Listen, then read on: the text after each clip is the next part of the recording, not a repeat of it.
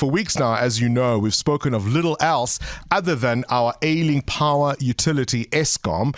Its continuing failure has permeated every aspect of life in this country with devastating consequences for our economy. Whilst others are planning marches against Megawatt Park, others perhaps even suing through the courts to get some answers, the lobby group AfriForum, as they have done with education, wants to build their own electricity generation company. And they want to build our first modular pebble bed reactor. For more, we are joined on the line by AfriForum CEO Kali Kriel.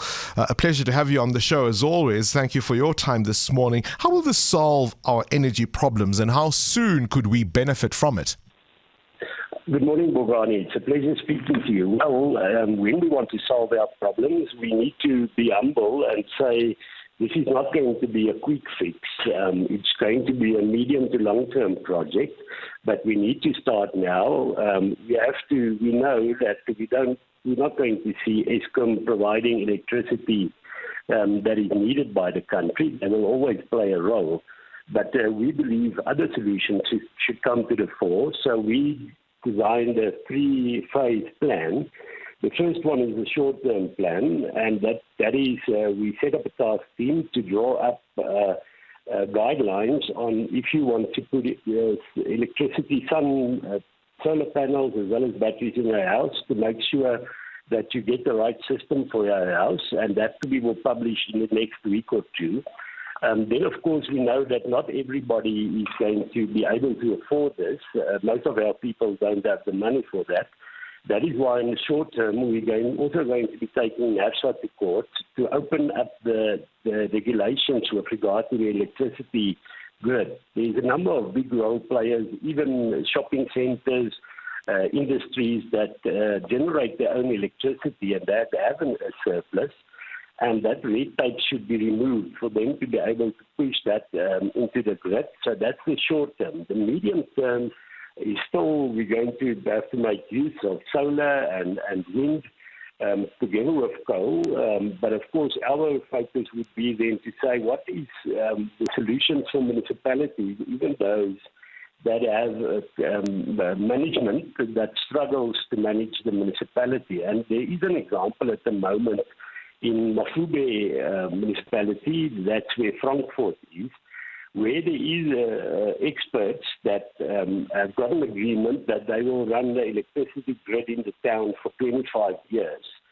And that will be the first town that's going to be load shedding free, because you get a situation where people pay, the money is being paid to Eskom and to the municipality, and then it runs. I think the one problem why we don't get private investment in many municipalities is if you see that municipalities don't pay Eskom, why would they pay private investors? And in this case, if you're allowed to run the grid and make sure that you're able to get the money in, you run that whole system, that can work.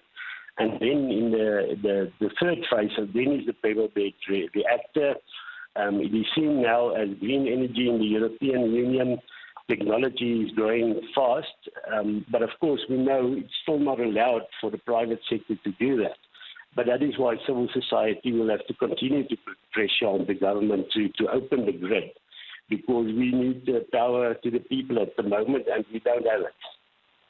Goodness me, I mean, we know the problem all too well of small towns and corrupt or at least incompetent municipalities. As you say, legislation might be a hurdle because at this stage only government can run nuclear. But how will you fund this? Because we've tried it before and failed largely because we couldn't raise the private capital.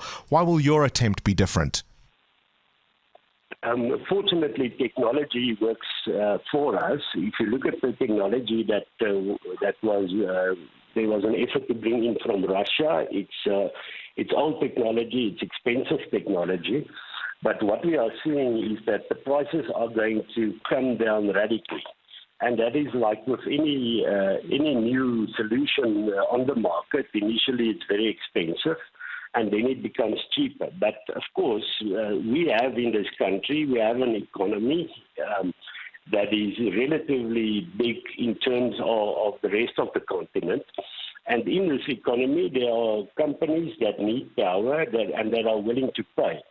So if you're going to be able to put up a workable solution, investors follow success.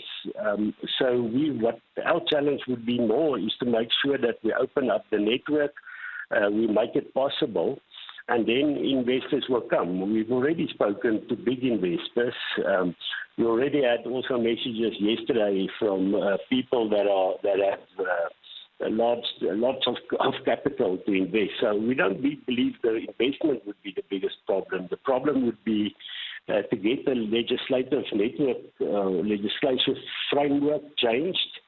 And I don't think one should sit back. If people were just simply happy with the status quo, we would have still been in the Middle Ages. But we need to say we're not happy with the status quo. We don't accept it, and we need to make sure that in the end, government realizes that it's in the interest of all our people in the country to make sure that we allow all role players that can provide solutions to do so. All right, appreciate your time. Kali Kriel there, the CEO of AfriForum. As I say, whilst others are marching and suing, they've got a plan of action. Current events, developing stories, tough questions. Your voice making a difference. This is Breakfast with Bongani Bingwa.